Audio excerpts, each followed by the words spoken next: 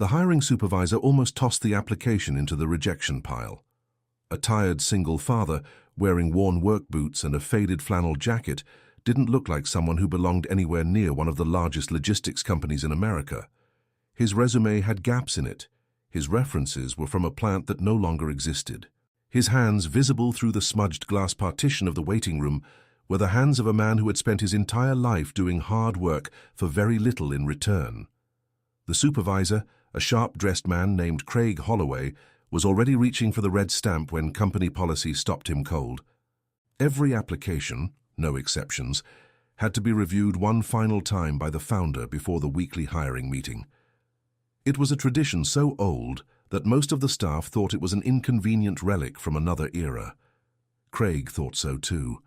But Margaret Whitmore had built this company from nothing, and her rules didn't bend. He dropped the file into the internal courier envelope and sent it upstairs. What happened next? Nobody on the fourth floor saw coming.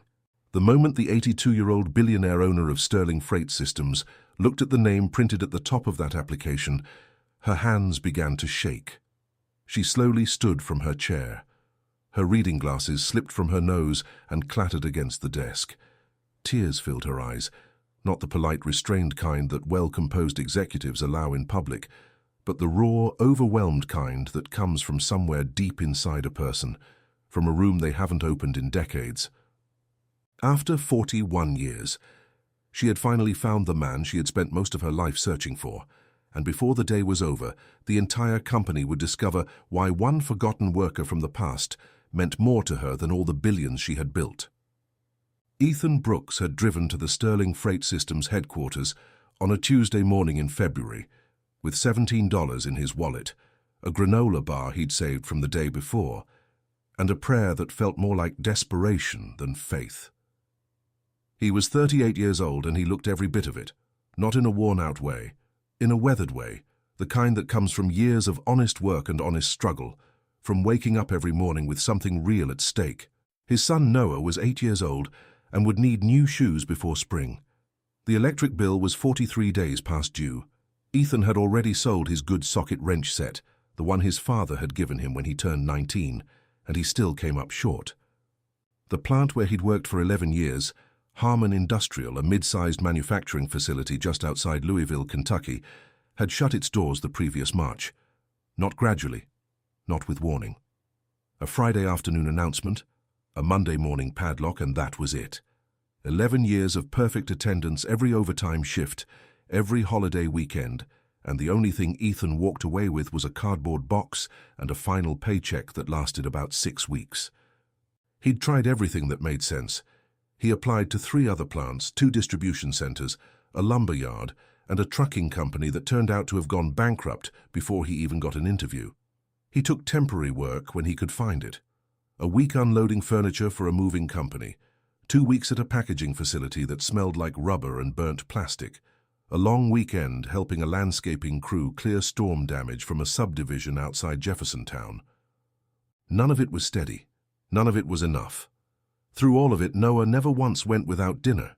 Ethan made sure of that the way he made sure of everything, quietly, without fanfare, by simply refusing to let it be otherwise. Noah's mother, Claire, had passed away from an aggressive form of ovarian cancer 3 years earlier, just before Noah turned 5. She had been 34 years old. She had loved gardening and old movies and making pancakes shaped like animals on Sunday mornings, and she had loved Ethan with a completeness that he still felt like a presence in the house even now, in the empty kitchen, in the folded blanket on the couch, in the way Noah laughed sometimes and sounded exactly like her. Ethan was not a man who talked about his pain.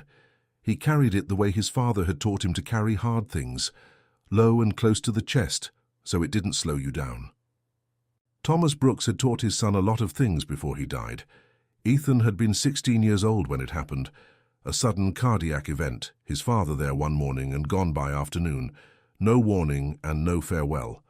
What Thomas left behind was a rented house, a modest collection of tools, a reputation as one of the hardest working and most decent men in 3 counties, and a son who had absorbed every lesson his father ever offered without quite realizing it until much later. The Sterling Freight Systems building on Industrial Parkway was impressive in the way that serious money tends to be. Not flashy, but undeniable. The glass facade was clean and modern. The parking lot was well maintained. A line of semi-trucks with the company's orange and navy logo idled near the loading bays at the south end of the property. Inside the lobby, Ethan signed in at the front desk, was handed a visitor badge and was directed to a row of chairs where 4 other applicants were already waiting. He sat down. He placed his folder on his knee. He read the same paragraph of a truck maintenance manual he'd been studying 3 times without retaining a word of it. The other applicants looked like him, tired men and women in clean clothes that were doing their best. He recognized the effort in their collared shirts, the careful ironing, the new-looking shoes that were probably years old. He didn't make conversation, neither did they. There was a particular kind of dignity in that silence. Craig Holloway called him in at 10:15. The interview lasted 22 minutes. Craig asked him about his experience, his availability, his physical fitness, his familiarity with warehouse management systems. Ethan answered everything directly and without exaggeration. He did not oversell himself. He did not undersell himself. He told the truth in the same tone of voice he used for everything else, because he didn't know any other way to do it. When Craig told him they'd be in touch within a week, Ethan thanked him, shook his hand, and walked back out through the lobby without letting his face say what his chest was feeling. He sat in his truck in the parking lot for a moment. The heat wasn't working right. He could see his breath. He picked up his phone and looked at the photo he kept as his wallpaper, Noah at the zoo, pressed against a chain-link fence, laughing at an ostrich that had apparently tried to steal his hot dog. He started the engine and drove home. What Ethan didn't know, what nobody below the executive floor of Sterling Freight Systems knew, was that the moment his file reached Margaret Whitmore's desk, 41 years of history came rushing back into a room that had almost forgotten how to receive it. Margaret Whitmore had not always been a billionaire. She had not always had a corner office with a view of the Ohio River, a company worth more than $3 billion, or a name that appeared on philanthropic walls and business school case studies. She had once been a 29-year-old woman with a rented truck, a borrowed office space above a dry cleaning shop on Main Street in Elizabethtown, Kentucky, and a small shipping contract that she was absolutely terrified of losing. Sterling Freight Systems, in the winter of 1984, consisted of 2 trucks, 4 part-time drivers, and Margaret herself, who did the books, the scheduling, the client calls, and occasionally drove when someone called in sick. She had started the company on savings from 8 years of working as a logistics coordinator for a larger firm, and she had believed in it, the way only someone who has never had a backup plan can believe in something. January of 1984 brought one of the worst ice storms in Kentucky's recorded history. Roads across the state buckled under the weight of it. Power lines came down, bridges closed, the kind of storm that rewrites travel plans and, in certain cases, rewrites entire futures. One of Margaret's 2 trucks was on a delivery run on Interstate 65 when the ice hit. The driver, a reliable man named Ray, lost control on a patch of black ice near the Elizabethtown exit and ended up half off the shoulder with a busted axle and no way to call for help. The cargo was a time-sensitive industrial shipment worth more than the entire monthly revenue of her company. If it didn't arrive on time, she would lose the contract. If she lost the contract, she wouldn't make payroll. If she didn't make payroll, her company was finished. Ray had been standing out in the cold for nearly an hour, unsure what to do, when a county highway maintenance truck pulled up behind him. The young man who climbed down from the cab was maybe 25, broad-shouldered, with a reflective vest and work boots caked with road salt and ice. His name, he told Ray, was Thomas Brooks. He worked for the county road crew and had been out since before dawn clearing roads and salting bridges. He was not required to stop. He was not obligated to help. He was cold, and he had been working for 9 hours, and there were at least 3 more hours left in his shift. He stopped anyway. Thomas called for a flatbed recovery truck through the county dispatch. While they waited, he helped Ray stabilize the cargo so nothing shifted or froze. He stayed with him for 2 hours in the wind and the dark, talking about nothing important, making sure the man didn't give in to the cold. When the flatbed finally arrived and the cargo was transferred to Margaret's second truck, which she had driven out herself in a state of barely controlled panic, Thomas shook Ray's hand and turned to go. Margaret stopped him. She had her checkbook open before he finished turning around. He looked at it. He looked at her. Then he gently waved it away. "You don't owe me anything," he said. She told him she did. She told him this shipment was going to save her company. He smiled at her, a real smile, the unhurried kind, and said, "If you ever become successful, just promise you'll help someone else who truly needs it." Then he walked back to his truck and drove away before she could say another word. Margaret delivered the shipment. She kept the contract. She used the revenue to hire a third driver, then a fourth. 2 years later, she had a fleet of 12 trucks. 5 years later, she had regional operations across 4 states. By the time the 90s ended, Sterling Freight Systems had become one of the dominant logistics companies in the American Southeast, and Margaret Whitmore had become the kind of name that younger businesswomen put on their inspiration boards. She never forgot Thomas Brooks. She hired investigators twice to find him. The first time, in the early 90s, they found a record of his employment with the county road crew, but lost the trail after he changed addresses. The second time, in 2001, they found him, or rather, they found what was left of him. Thomas Brooks had died in 1998 from a heart attack. He had been 40 years old. He left behind a wife who passed away 2 years after him, and a son. Margaret had cried in her office for a long time that day. Then she had asked her investigator to find the son. He found a teenager named Ethan Brooks, living with an aunt in Louisville, Kentucky. Margaret had sent an anonymous college fund in the amount of $12,000 through a community foundation, not wanting to intrude on a grieving young man who didn't know her. She had never made contact.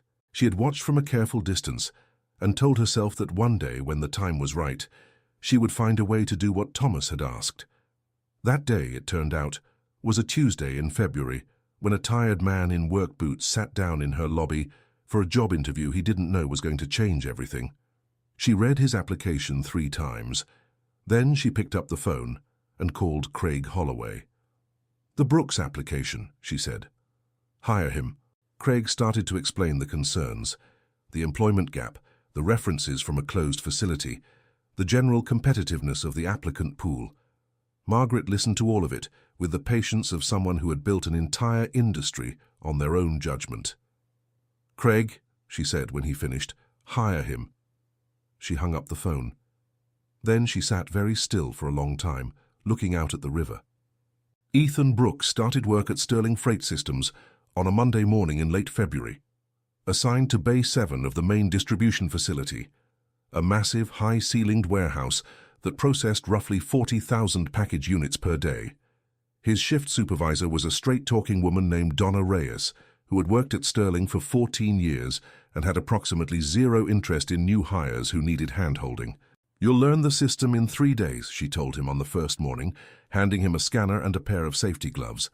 "You'll be efficient by the end of the week. Anything else you need, talk to Marcus." Marcus was the senior floor coordinator for Bay 7, a 32-year-old man from Memphis, with a quick laugh and an encyclopedic memory for every shipment that moved through his section.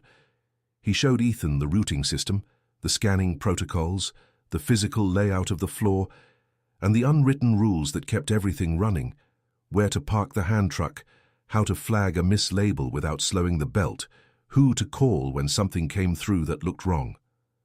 Ethan absorbed it all. He asked exactly the right questions and none of the unnecessary ones. By the end of the first week, Donna had stopped watching him the way she watched new hires, which was the closest thing to a compliment she typically offered. He made no particular effort to distinguish himself. He showed up every day 7 minutes before his shift started. He worked at a pace that was steady rather than showy. When the belt backed up, which it did several times a day in a facility this size, he was already moving to help before anyone asked him to. When a newer employee named Jerome couldn't figure out why a pallet was being flagged incorrectly by the scanning system, Ethan spent 20 minutes with him after his own break to trace the error back to a mislabeled origin code that had been entered wrong 3 shipments upstream. "How do you know to look there?" Jerome asked. "My dad used to say the problem is almost never where it looks like it is," Ethan told him. "Usually, it's where it started." He didn't say it like he was teaching a lesson.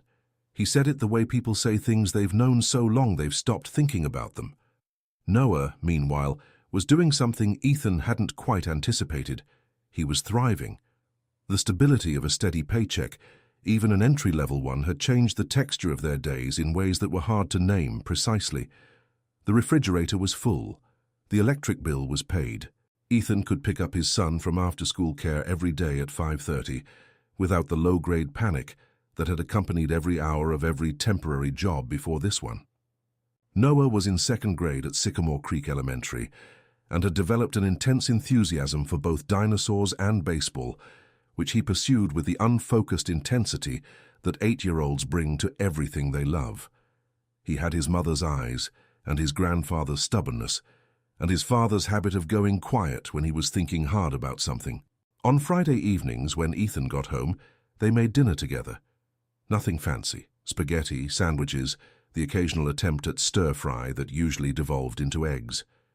They watched baseball games when they were on, and nature documentaries when they weren't, and Noah narrated both with the same running commentary that made Ethan laugh in the helpless, unguarded way that only his son could produce. These were small things. Ethan knew they were small things, but he had learned in the years since Claire died and the years since the plant closed that small things were the architecture of a life. You couldn't build anything real without them. He did not know that Margaret Whitmore watched his personnel file the way an investor watches a single stock, quietly, consistently, without revealing her interest to anyone around her. She read every performance note Donna submitted. She pulled his attendance records. She spoke casually and without context to Marcus one afternoon when she made one of her periodic walks through the facility floor, a practice she had maintained for 40 years, moving through her own warehouse the way a ship captain moves through the engine room, knowing every sound and what it means. "The new guy in Bay 7, she said to Marcus. "Brooks, what do you think?" Marcus considered this with the seriousness of a man who understood that questions from Margaret Whitmore were never entirely casual. "Solid," he said. "Doesn't need to be told something twice. Doesn't make it about himself. The kind of guy the floor runs better for having." Margaret nodded and kept walking. And the test she had been waiting for came 8 weeks in, on a Thursday afternoon in April, when a conveyor malfunction in Bay 7 created a cascading backup that threatened to delay 300 time-sensitive pharmaceutical shipments destined for hospital distribution centers across 4 states. These were not optional deliveries. They were medications, cold-chain medical supplies that had strict time windows and zero flexibility. A delay of more than 4 hours would trigger a breach notification to the receiving hospitals and potentially affect patient care. The mechanical team was called. The shift supervisor was notified. Craig Holloway appeared on the floor with a headset on and the expression of a man calculating how much a problem was going to cost. In the middle of the controlled chaos, while managers were on their phones and junior staff were standing around waiting for direction, Ethan walked calmly to the backup point, traced the jam to its origin, a sensor that had misfired and locked a gate mechanism, and figured out by memory of the system manual he'd read during his second week that the manual override was accessible from a secondary panel on the east wall. He brought it to Marcus, not to Holloway, because Marcus was the one who could authorize the fix, and the fix needed to happen in the next 90 seconds to have any real impact. Marcus authorized it. The gate released. The belt moved. The pharmaceutical shipments cleared Bay 7 with 11 minutes to spare. When Craig Holloway later asked Marcus how the problem had been resolved, Marcus told him. Craig looked at the floor, then at the report, then asked how long Brooks had been with the company. 8 weeks, Marcus said. Craig folded the report and didn't say anything else for a moment. Then he said, "Put it in his file." What made it into Ethan's file was not just the mechanical problem he'd solved. What made it into his file was what happened after. When the floor had settled and the crisis had passed and everyone was moving back toward their normal rhythms, Jerome, who had been closest to the malfunction and had been visibly rattled by the pressure, was still standing near the far wall with his scanner in his hand, not quite back in his body yet. Ethan walked over to him, not to debrief, not to explain, not to take credit for anything. He just stood next to him for a minute and said, "You did good. Stayed calm. That matters." Jerome looked at him. "I didn't do anything." "You didn't make it worse," Ethan said. "That's doing something." The moment was small enough that nobody recorded it, but Donna saw it. And Donna, as it happened, mentioned it in her next supervisor's report under the heading of Team Culture Observations, a section most people assumed Margaret never read. Margaret read everything. The real test, though, the one that Margaret had not engineered and could not have predicted, came 6 weeks later, on a Wednesday evening in late May, when a fire broke out in the rear storage section of the adjacent building, and the smoke began moving through the ventilation system into Bay 7's secondary loading area. It wasn't a catastrophic fire. The sprinkler system activated within 4 minutes, and the fire department arrived in 8. No one was in serious danger. But there was a window. A 3-minute window between the first alarm and the point at which the building's evacuation protocol fully activated, when a fork operator named Dale, who had a hearing impairment and had not registered the first alarm, was still operating his lift in an area that was beginning to fill with smoke. Ethan saw him from across the floor. He ran. He reached Dale before the smoke thickened enough to be dangerous, grabbed his attention, helped him down from the lift, and guided him out through the nearest emergency exit, which he knew because he had memorized the emergency exit map on his second day at the facility, the same way he had memorized the conveyor manual and the routing protocols and the position of every fire extinguisher in Bay 7, because that was how Ethan Brooks moved through any space he was responsible for. Outside in the parking lot, Dale shook his hand without speaking. His eyes said everything. The fire department handled the rest. The building was cleared in under an hour. Nobody was hurt. But this time, multiple people had seen what Ethan did. And this time the story made it to Craig Holloway not through a file, but through 4 separate conversations in the same afternoon. Craig had been waiting for a reason to talk to Margaret about Ethan Brooks for weeks. Not because anything was wrong, but because everything kept being right. And Craig was an experienced enough talent manager to recognize when a warehouse associate was operating several pay grades above his current position.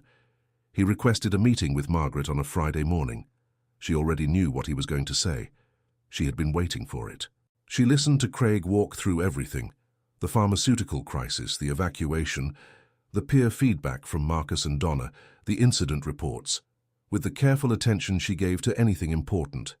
Then she told him what she had never told anyone at Sterling Freight Systems in 41 years of building this company.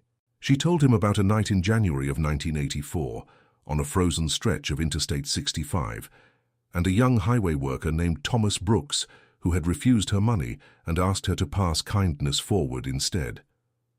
Craig sat across from her desk and did not speak for a long time. "His son," he finally said. "His son," Margaret confirmed. Craig looked at the folder in his lap. He looked at the window. Then he looked back at Margaret. "Does he know?" "No," she said, "and I'm not going to tell him in this office." She had been thinking about how to do this for months. She had considered and rejected a dozen approaches: a private dinner, a letter, a meeting with Ethan, and a legal document establishing some form of gift or trust. She had rejected all of them, because all of them felt like they were more about her than about him, more about her need to repay a debt than about what Ethan Brooks actually needed. What Ethan Brooks needed, she had come to understand, was not charity, and it was not a revelation designed to make him feel like a prop in someone else's story. He needed what his father had given Margaret 41 years ago: a genuine chance.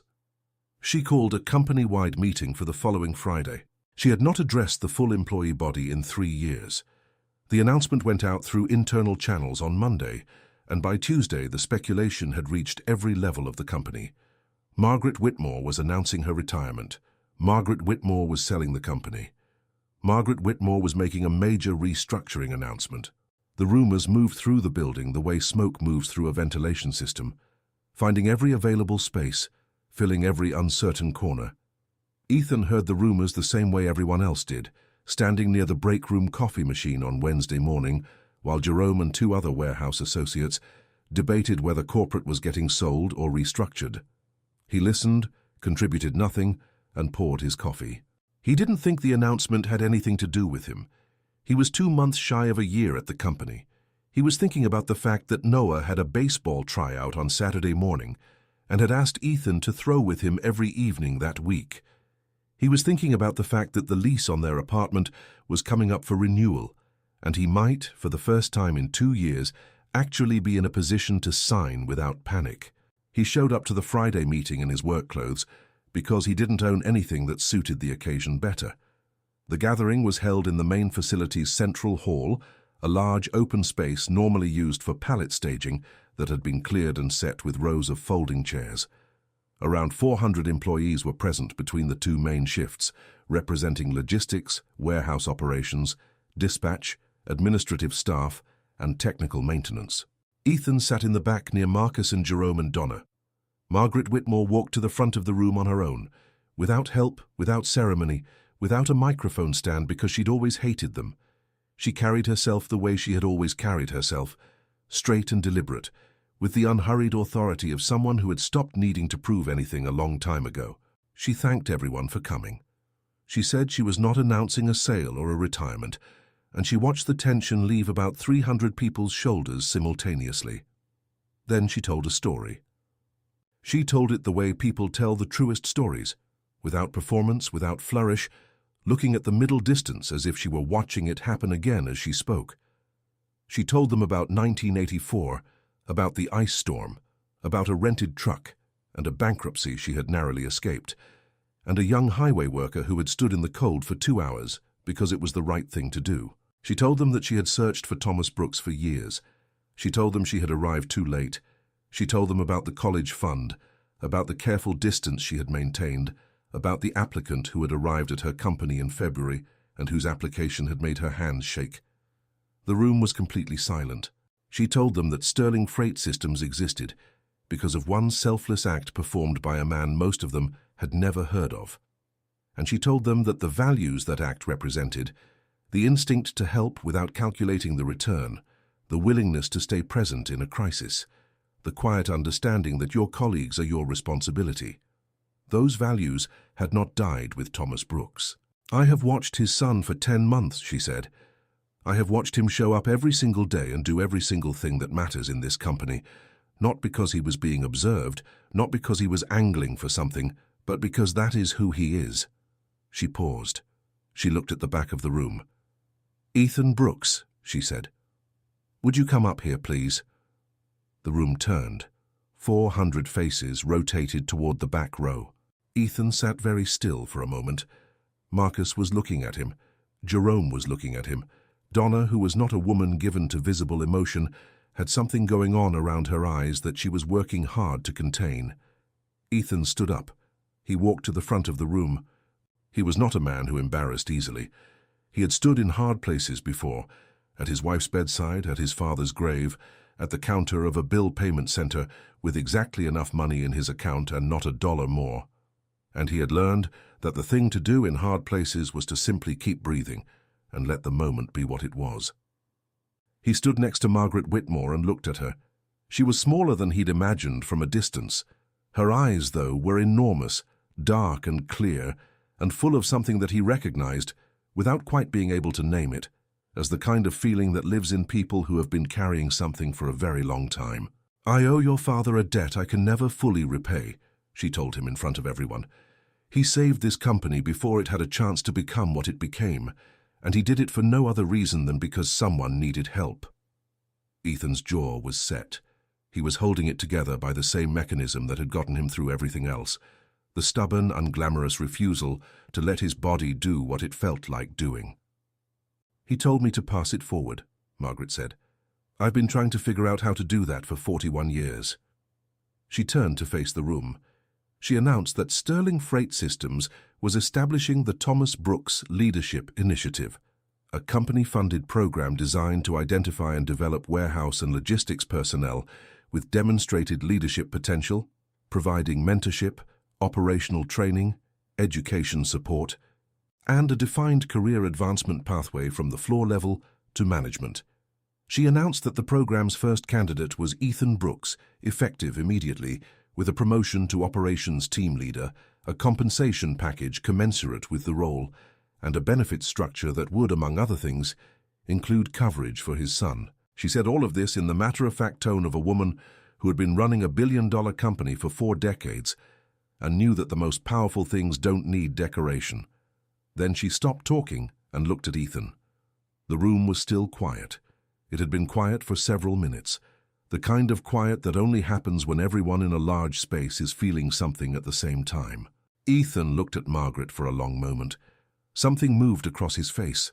Not a collapse, not a performance, but something genuine and undefended, the expression of a man who has finally put down something heavy. "He would have told you it wasn't necessary," Ethan said. "I know," Margaret said. "That's exactly why it is." He nodded once. He put out his hand. She took it. The room came apart. The applause was the kind that starts in the middle and expands outward, the kind people don't plan but can't stop. Marcus was on his feet first, then Jerome, then Donna, who was, it turned out, fully capable of crying in public when the occasion demanded it, which it did. Afterward, in the corridor outside the main hall, Margaret sat with Ethan in a pair of chairs that someone had thought to set up, because Margaret's assistant knew her well enough to anticipate that she would need a moment after. They talked for 40 minutes. He asked her to tell him everything she remembered about his father.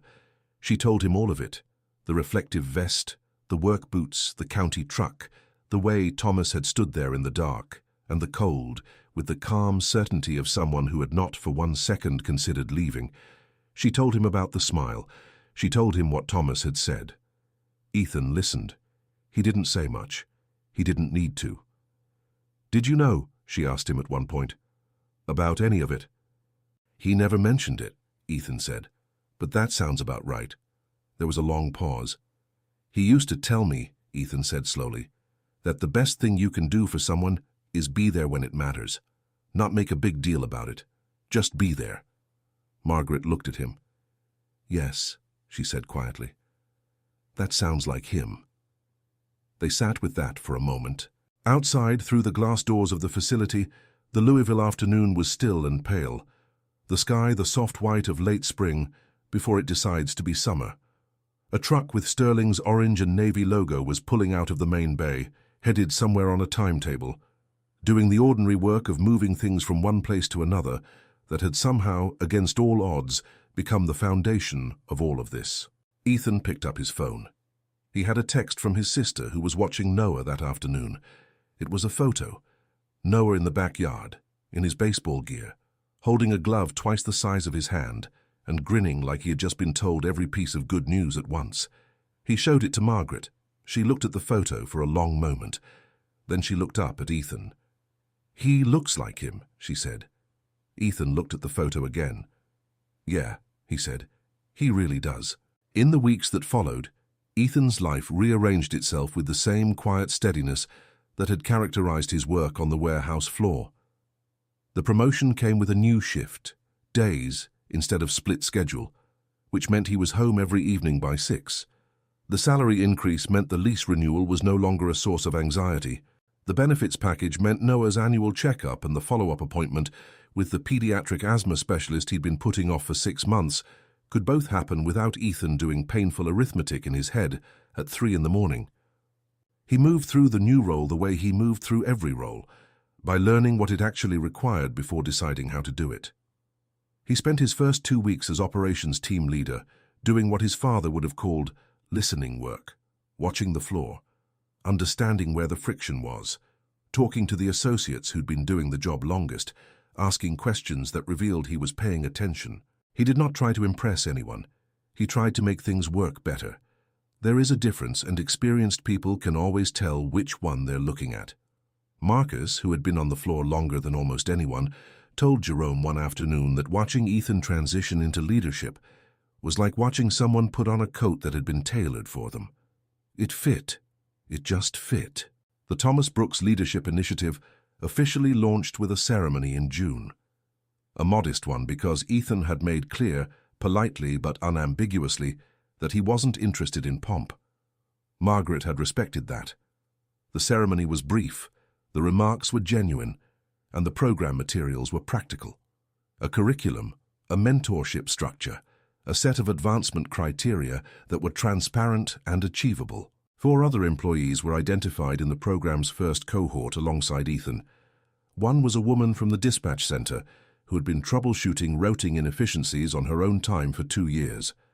One was a young man from the maintenance team who had redesigned a component of the conveyor system in his head and drawn it out on graph paper because nobody had asked him to, but it needed doing.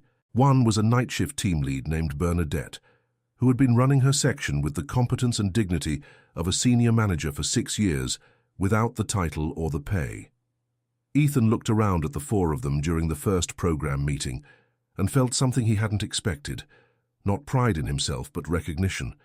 He knew what these people were. He had been looking at himself in a version of this mirror his whole working life without knowing it. He told them on that first day what his father had told him about hard work, that the point was never to be seen doing it. The point was to do it.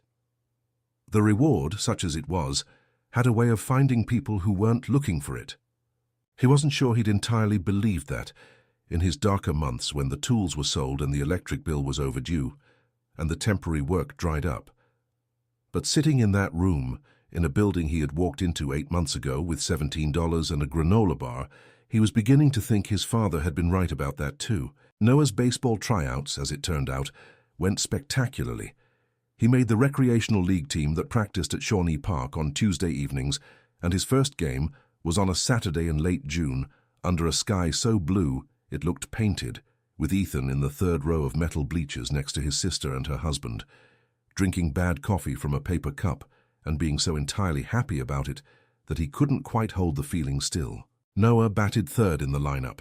He struck out his first at-bat, stood at the plate for a long second afterward, with the specific expression of an 8-year-old recalibrating, then walked back to the dugout, sat down, and immediately started asking questions about what the pitcher had been throwing, his father's son. He hit a single in the third inning and a hard ground ball in the fifth that found a gap in the infield and let 2 runners score, and the sound Ethan made from the bleachers was the sound of a man who had not realized, until that exact moment, how long it had been since something was just purely good. Margaret came to one of Noah's games that summer. Ethan had mentioned it to her in passing, and she had invited herself with a directness that made him laugh. She arrived in a sensible sedan, sat in the bleachers in a lightweight blazer and sunglasses, and drank the same bad coffee without complaint. She watched Noah for an inning without saying anything. Then she said to no one in particular, "Thomas would have loved this." Ethan sat beside her and looked at the field. "Yeah," he said, "he would have." They watched the rest of the game together, 2 people who had been connected by a moment neither of them had witnessed, sitting in the bleachers of a little league field in Louisville, Kentucky, watching an 8-year-old boy who carried, without knowing it, the entire thread of the story in the line of his shoulders and the stubbornness of his swing. After the game, Noah came running across the grass in full uniform, cleats clicking on the pavement, hat sideways, glove under his arm. He stopped in front of Margaret with the frank, uncomplicated curiosity of a child who hasn't yet learned to be guarded. "Are you my dad's boss?" he asked. Margaret looked at Ethan. Ethan looked at his son. "She's a friend," he said. Margaret extended her hand, and Noah shook it with the seriousness of someone who understood handshakes were important because his father had told him so. "You played really well," she told him. Noah considered this. "I struck out the first time," he said. "I know," she said. "I saw. What did you do next?" He thought about it. "Figured out what I did wrong." She smiled at him. "That's the whole game," she said. "That's the whole thing, right there." Noah looked at her for a moment, deciding whether this was true. Then he decided it probably was, and went to find his water bottle. Margaret stood up from the bleachers slowly, gathering herself. "He's going to be just fine," she said. Ethan watched his son across the field, laughing at something, gesturing fully and completely alive in that moment, the way children are when everything is exactly what it should be. "I know," he said. She put a hand briefly on his arm. Then she walked back to her car and he watched her go, and the afternoon held them both in its particular light for just a moment longer before it let them go too. Thomas Brooks had stood in a blizzard on a dark highway in January of 1984 and done something simple and unremarkable and entirely human. He had stayed when he could have left. He had helped when no one would have known the difference. He had refused money and asked for nothing except the forward movement of kindness in the world, the oldest and most reliable form of investment, the one with the longest timeline and the least predictable return. 41 years later, his son stood on the floor of a warehouse he now helped to run, in a city he had always lived in, watching the ordinary machinery of a company do its ordinary work. Moving things, getting them where they needed to go, keeping the chain of necessity connected, link by link across the geography of a country that was always, in its best moments, doing exactly that. Ethan Brooks had not set out to be anything other than what he was. He had not applied to Sterling Freight Systems looking for a story. He had applied because he needed work, because his son needed dinner, because his tools were gone, and his options were thin, and the only thing he knew how to do was get up and try again. That was the thing about integrity. It didn't announce itself, it didn't wait for an audience. It just showed up in worn work boots on a Tuesday morning, did the work that needed doing, and let everything else take care of itself. His father had known that. His father had lived it. And on a baseball field in Louisville on a summer Saturday, in the clear and uncomplicated laughter of an 8-year-old boy who didn't know yet all the things he carried, the promise was being kept. If you've made it to the end of this story, you know the kind of person Ethan Brooks is, because you've watched him prove it, one ordinary moment at a time. If this moved you the way it moved us, hit that like button and share this with someone who needs to hear it today. Subscribe so you don't miss the next story, because we're just getting started. And drop a comment below. Tell us about someone in your life who helped without being asked, who gave without expecting anything back. The world runs on people like that. We just don't say it enough.